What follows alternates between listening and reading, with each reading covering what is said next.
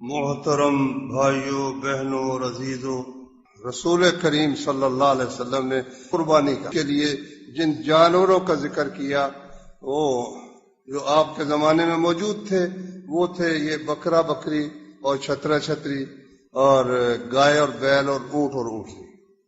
بھینس اس زمانے میں نہیں تھی، اس ملک میں نہیں، زمانے میں تو خیر تھی نا، اس ملک میں نہیں تھی۔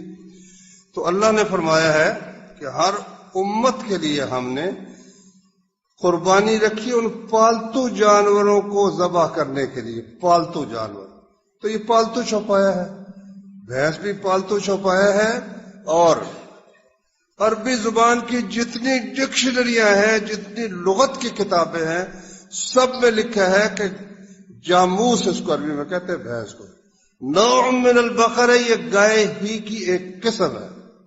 آپ بلتستان چلے جائیں، وہاں گائے آپ کو ایک ملے گا، ایک جانور اس کو زو کہتے ہیں، وہ گائے سے ملتا جلتا ہے، وہاں کی گائے وہ ہے۔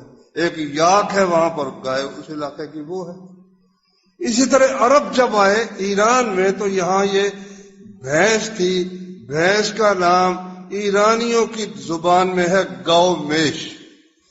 گاؤ میش مطلب یہ ایک گائے ہے، میش کہتے ہیں بھیڑ کو، یعنی دوسری گائے ذرا تیز ہوتی ہے، یہ گاؤ میش ہے، بھیڑ سے ملتی جلتی گائے ہے، یعنی وہ بھی اس کو گائے کی ہے ایک قسم، اس کا نام ہی انہوں نے گاؤ میش رکھا ہوا تھا کہ یہ وہ گائے ہے جو میش کی طرح اتنی تیز نہیں ہے جتنی تیز دوسری گائے ہوتی ہے۔ عربوں نے اس گاؤ میش کو، گاف کا لفظ عربی میں نہیں ہے، انہوں نے اس کو جیم بنا لیا اور اس کا نام رکھ لیا جاموس۔ گاؤ میش، جاموس گاؤ میش سے بدلا ہوا۔ گاؤ میش کا معنی ہی گائے ہے، اس لیے انشاءاللہ اس میں کوئی حرج نہیں ہے کہ ہم بھینس یا کٹا کرنا چاہے تو کریں۔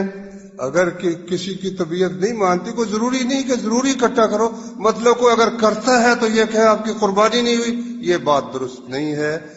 گائے کی یہ بھی ایک بہترین قسم ہے، اس کا گوشت اس کے گوشت سے بہتر ہے، اس کا دودھ اس کے دودھ سے میٹھا ہے، اور اللہ کی بہت بڑی نعمت ہے، اللہ کا عطا کردہ یہ چوپایا ہے، پالتو چوپایا ہے، اس لیے اس کی قربانی کرنے میں کوئی حرج کی بات نہیں ہے۔